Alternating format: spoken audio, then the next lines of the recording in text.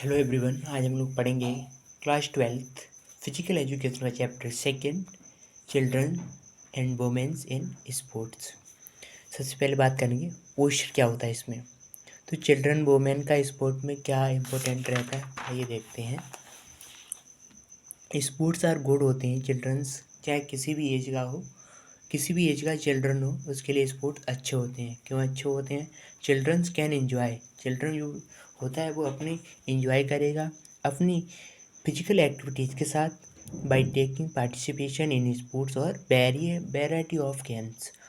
बहुत सारे गेम्स है उसमें वो एंजॉय करेगा अपनी फिजिकल एक्टिविटीज़ को दिखाते हुए। और हम बात करते हैं पोस्चर क्या होता है। तो सबसे पहले पोस्चर की बात करते हैं। तो पोस्चर क्या है? एक हेल्थ का इंडेक्स है, एक अलाइनमेंट, बॉडी की अलाइनमेंट है पोस्चर।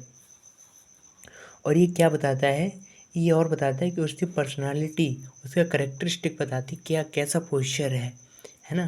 तो in which position and individual stands, यानी कैसे उठ रहे हो, कैसे चल रहे हो, कैसे उठ रहे, कैसे बैठ रहे, कैसे वॉकिंग कर रहे हो।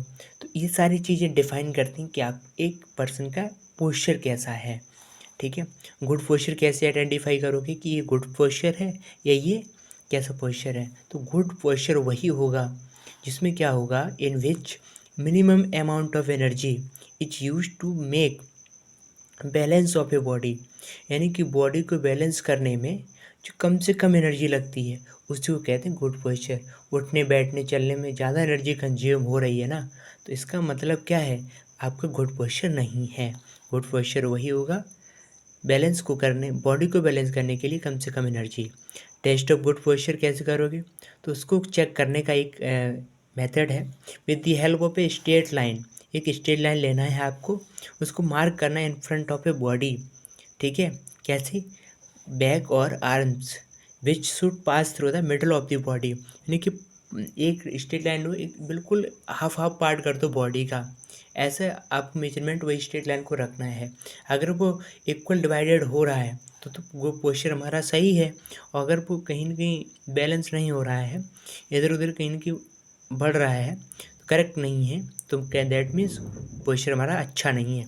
सिटिंग अप स्टेट पे indicate that the person is focused and confident. अगर आपका पर्सन कैसा, उसका अच्छा पोस्चर है, अच्छे बैठ रहा है, स्टैंड होने में अच्छा है, तो उसके कॉन्फिडेंट को बढ़ाता है, फोकस भी रखता है। आइए बात करते हैं डिफॉर्मिटीज़ की। तो डिफॉर्मिटीज रिलेटेड टू बैकबोन। तो बैकबोन इसी को स्पाइनल कोड कहते हैं। तो बैकबोन से रिलेटेड कुछ डिफॉर्मिटीज हैं। सबसे पहले बात करेंगे काइफोसिस। काइफोसिस में क्या होता है, जो हमारी स्पाइनल डिसऑर्डर होता है ना, वो आउट पार्ट को हो जाती है। जो अप पार्ट का पार्ट होता है ना, अप पार्ट का, वो आगे को झुक जाता है, आउटवर्ड निकल आता है कर्व, उसको कहते हैं काइफोसिस। आई एम दिखाते हैं कुछ मदद से।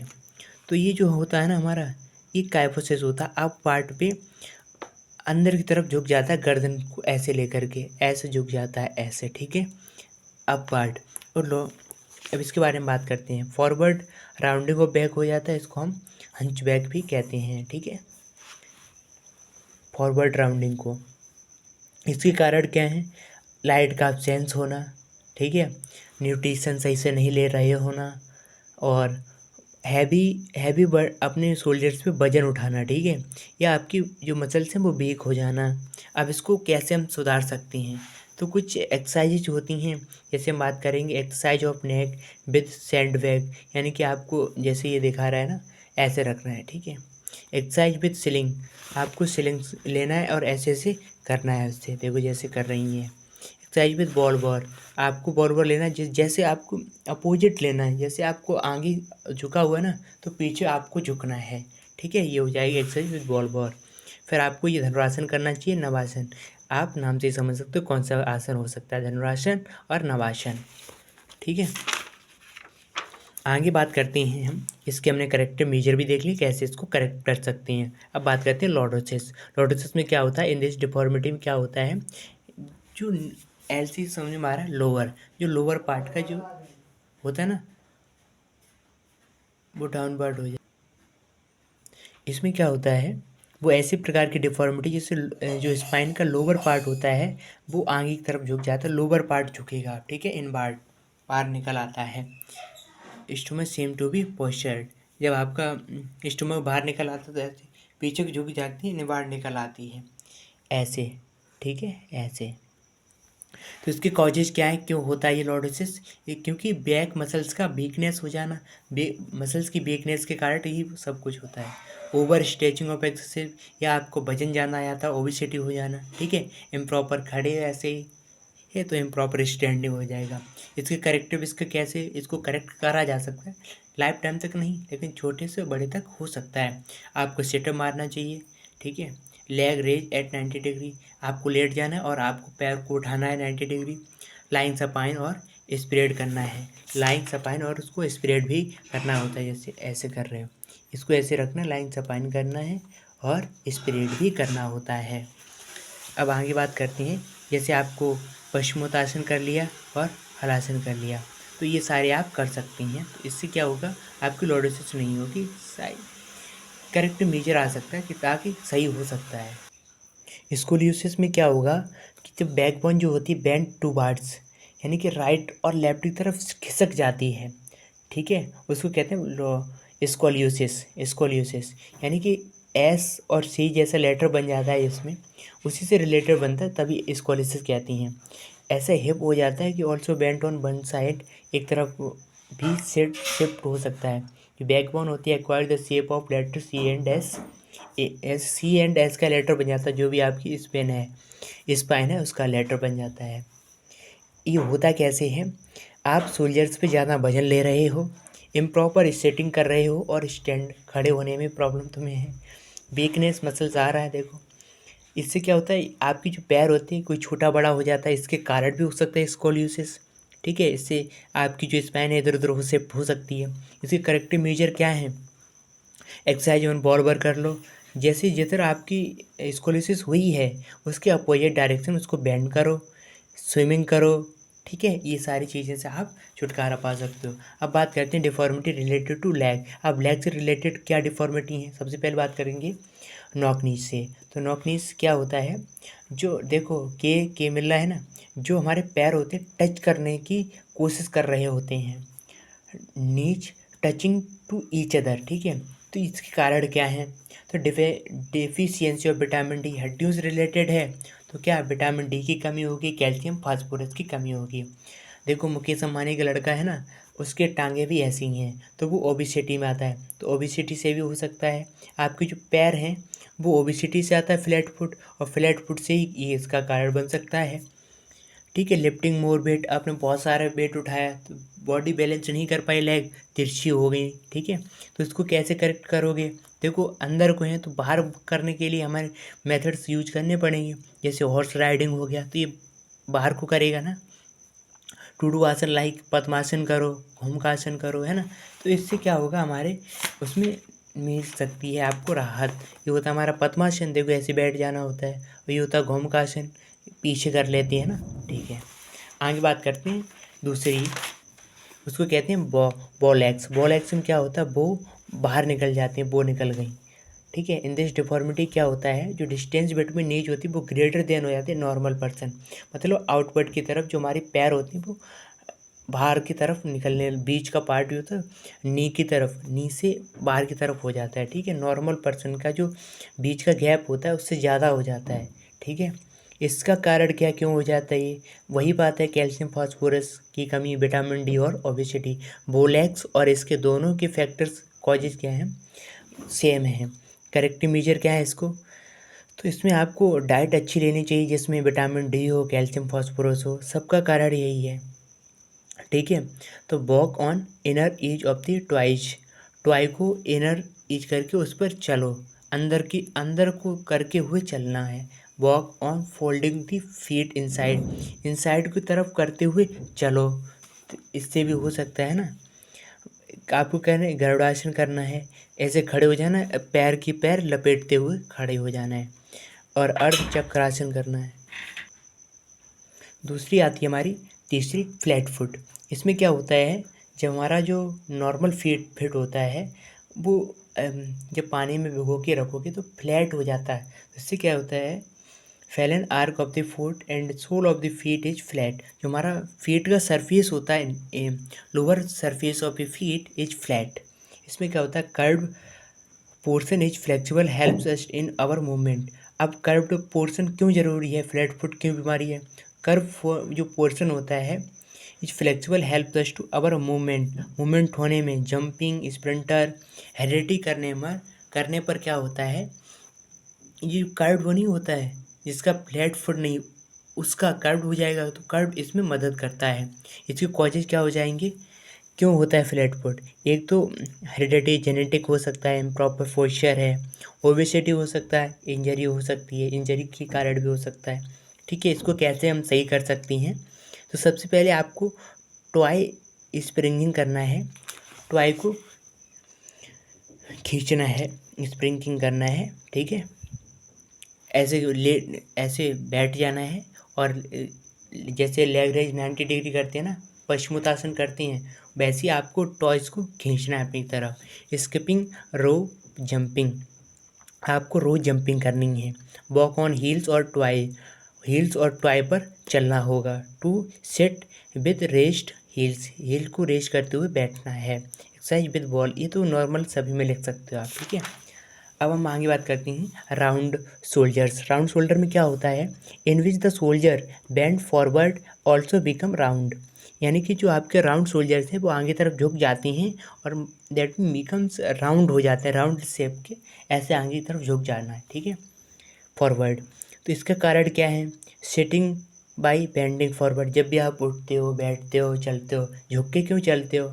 Using improper furniture, improper using कर रहे हो इम्प्रॉपर फर्नीचर। ठीक है, और एक्सरसाइज इम्प्रॉपर करते जा रहे तो राउंड शोल्डर हो ही आएगी। लिफ्ट, बहुत बड़ा लिफ्टिंग कर रहे हो तो नहीं करनी चाहिए, है ना। इसके करेक्टिव मेजर क्या है, बार एक्सरसाइज करनी है, जिधर भी आपकी शोल्डर झुके हैं उसका रोटेट करना है, clock wise, anti clock wise. ठीक है, आपको धनुरासन करना चाहिए, चक्रासन और घमुकासन। धनुरासन सभी में लिख सकते हो। ठीक है, धनुरासन हो गया, चक्रासन हो गया, घमुकासन हो गया। ठीक है, ये आपको करने चाहिए। अब बात करेंगे हम फीमेल एथलीट ट्रायड की। तो फीमेल एथलीट ट्रायड होता क्या है, एक सिंड्रोम है, एक कलेक्शन है, syndrome of 3 related condition like osteoporosis and amenorrhea, रोहिया ईटिंग डिसऑर्डर।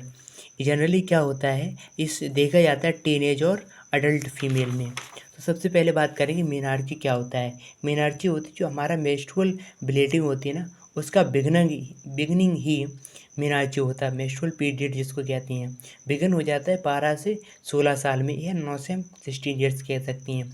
जहाँ पर मौसम थोड़ा गर्म होता है वहाँ पर ये जल्दी हो जाता है, जहाँ पर सर्दी रहती है, जहाँ मौसम कोल्ड रहता है वहाँ पर लेट ये स्टार्ट होता है। तो ये हमारा मेंस्ट्रुअल साइकिल होता है जिसको कहते हैं।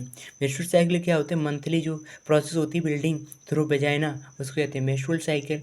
यहाँ से क्लियर हो, ये डिपेंड करता है, जो मेंस्ट्रुअल साइकिल होती है डिपेंड करता है बायोलॉजिकल और जेनेटिक एनवायरनमेंट कैसा, उसके ऊपर भी जो मेंस्ट्रुअल साइकिल हो रही है वो उस पर भी डिपेंड करती है। और मेंस्ट्रुअल जो डिसऑर्डर आ जाता है, that means due to periods जो हमारे होते हैं ना, पीरियड्स वो रेगुलर हो जाती हैं इन फीमेल्स में।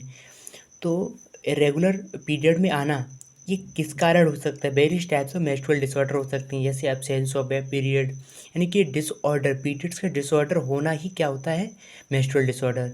ये क्या, जैसे पीरियड की एब्सेंस हो जाना, या एब्डोमिनल क्रैम्प्स आ जाना, हैवी पीरियड आ जाना, या डिले इन पीरियड्स हो जाना, वही बात है एब्सेंस। ठीक है, तो इससे क्या इफ़ेक्ट पड़ता है फीमेल्स में, तो हेडेक हो जाता है, हेडेक होने लगता है, बैक पेन होने लगता है, आलस फील हो जाता है, आलसी होने लगती हैं। ठीक है, तो ब्लीडिंग एक्सपीरियंस्ड 2 to 5 ईयर्स ये होता है, देखा जाता है। ये फैट अगर आपका 8% से आपका जो फैट है वो कम है तो मेंस्ट्रुअल साइकिल इरेगुलर हो सकती है। ठीक है, फैट जो है हमारा 8% से कम है, अगर 8% ज़्यादा फैट है तो रेगुलर रहेगा। ठीक है, मेंस्ट्रुअल साइकिल कब तक चलती है, 35 साल तक, 21 से 35 साल तक।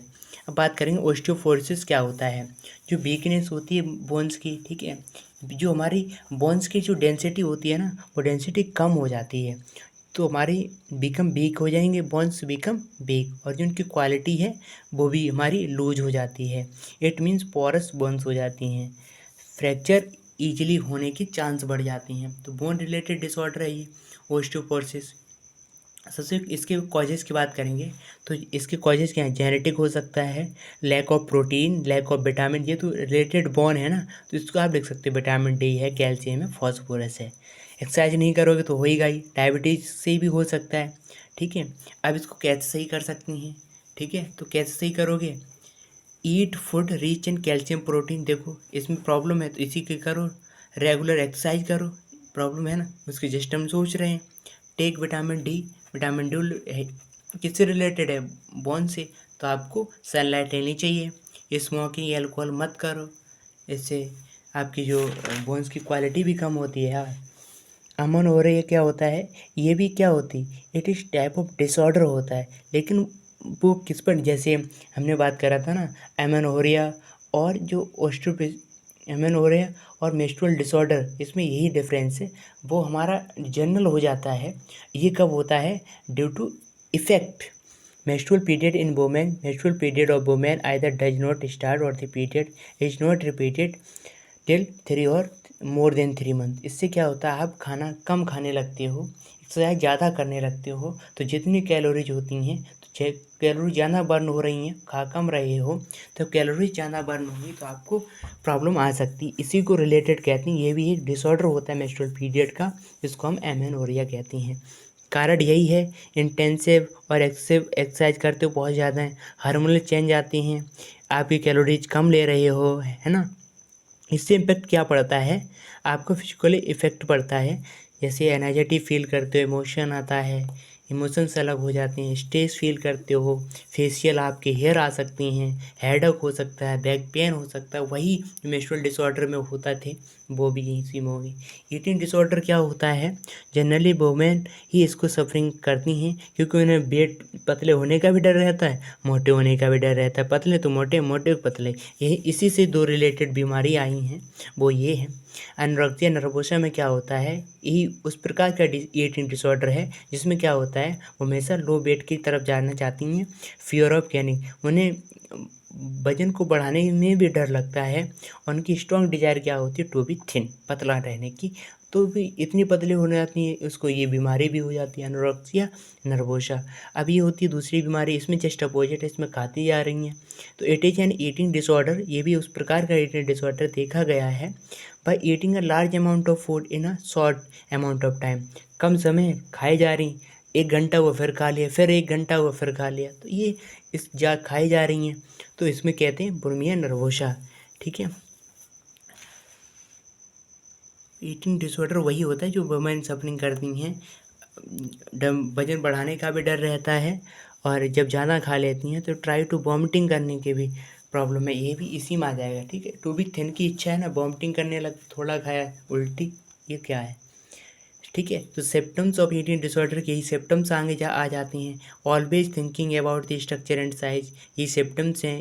ईटिंग डिसऑर्डर से आता कैसे माइंड में, ये है ना, तो वो हमेशा अपनी बॉडी को ऐसा रखना चाहती हैं, अपनी बॉडी के बारे में सोचती रहती हैं, constant fear of gaining weight, ठीक है, वेट बढ़ता जाता है, एक्सरसाइजिंग टू मच, हम एक्सरसाइज कम कर रहे हैं, ज़्यादा कर रहे हैं, ईटिंग टू मच, थोड़ी भी समय में ज़्यादा खा लेना। कॉजेज क्या है इसके, actual case of eating disorder has not be determined it, but the possible causes could भी जेनेटिक हो सकता है, यही एक ईटिंग डिसऑर्डर से ये बीमारी नहीं हो रही हैं। दूसरा कारण क्या हो सकता है, जेनेटिक भी हो सकता है, मेंटल भी हो सकता है, स्ट्रेस और डाइट से भी हो सकता है। तो हमारे होता है चैप्टर 2 पूरा कंप्लीट, ये 1 शॉट है। Thank you and take care and bye bye बच्चों।